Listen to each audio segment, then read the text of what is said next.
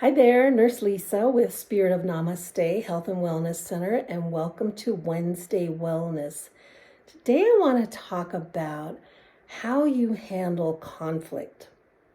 Something we all have to face at some point in our life, whether it's in our workplace or it's with loved ones or our children or just communicating with friends or the general public.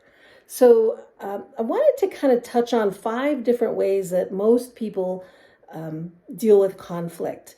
And the first one is avoidance, right? That one seems to be the easiest, that I don't want to deal with what I know is going to create stress for me, or my perceived stress that's going to come from this. So I'm just going to avoid it for now and not deal with it. But guess what? How many times have we done this? I've done it myself. And then all of a sudden the day comes or the time comes that, oh, rats, we're going to have to deal with this now. And it's a really not convenient time. I'm not prepared. So then I react versus responding, right? So avoiding, I would ask you to ask yourself, what is it that I'm trying to avoid? And most of the time we're trying to avoid a feeling. We don't want to feel disappointed or scared, or we don't want to disappoint someone else. So it's a perception. And I would just ask yourself, is this real? And do I want to be a little more in control of this? Is it something that has to be dealt with? And do I want to choose the time that I do that? Because if I avoid it, then I'm making the choice to not give myself a choice to when this has to be addressed, right?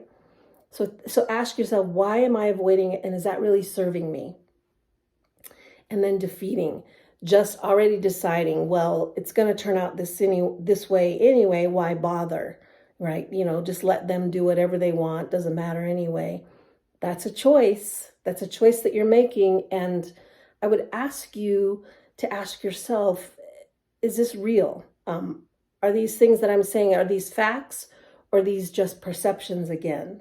Most of the time, again, we choose the defeat because we really don't want to feel the change, or we don't want to experience our perception of the stress that might cause for us, the upset, right? Just the word conflict, sometimes to people, they want to run away, right? So when you choose to just give in and let things happen, be saying, I don't have a choice, remember that's a choice in itself. And how is that serving you? So I would ask yourself, why am I choosing to take this route? And then 3 is compromising.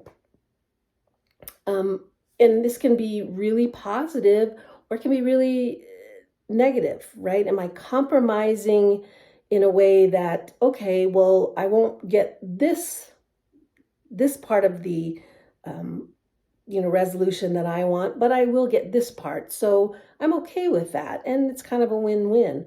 Or am I compromising, just letting go of what I think I want and need from the situation, just to make sure that person is pleased and not upset, because I'm afraid to feel their upset, to feel their stress, right? Are we afraid to feel somebody else's emotions or our own, or both?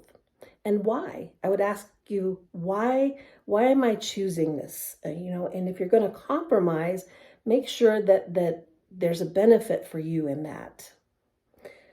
And number 4 is accommodating, right?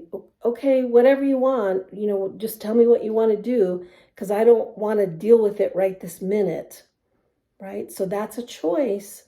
I'm saying, oh, well, you told me to do this, or they want this, and I'm making the choice because I'm avoiding that right now. And I would ask you, how is that serving you? And sometimes accommodation can be really great and helpful. If we decide, okay, here are the facts about the situation, here's what I know for sure, not my perception. Well, here's the reality. And so accommodating is going to work out best. or maybe it's not going to work out best for all of us involved. And sometimes that's the reality. So if we collect the facts and we know what is real versus what our perception is, you're providing yourself with a lot of tools right then and there to make a better decision or make a better choice to move forward. And then finally, collaborating. And obviously, this is, the best option. Or do we look at maybe we all, and often when there's conflict, we know that all of us aren't going to get what we want, whether it's in a group setting or just in a one-on-one personal interaction. We may know that the end result, somebody's not going to get what they want. And if we're okay with that from the start, then we can collaborate to find other options, right? It may not be that that's the only way, and rats, I'm not going to get what I want. There may be other options, and to work with another person. And I would ask you, in collaborating and accommodating and compromising, what is your level of respect for that other person? What is your level of respect for yourself, right? Do I feel like I have a voice, and do I feel like I matter? And if you don't feel that way, then this is a time for you to pause and ask yourself, where does that come from for me, right? And how can I change that to better serve me now? So this week, think about how you deal with or don't deal with conflict. It's something we all have to face at some point. But there are a lot of things in the background that contribute to the way we deal with conflict. And it's an opportunity for you to see, is the way that I deal with conflict serving me? Is it helping me? Or maybe can I do some things differently? And look at, how did I get here? What are my patterns of thinking and behavior in the past that got me to this pattern of thinking and behavior? How did I get here? And am I the same person now that I was when I developed those patterns of thinking and behavior? Have a great week. Be kind to one another, and namaste.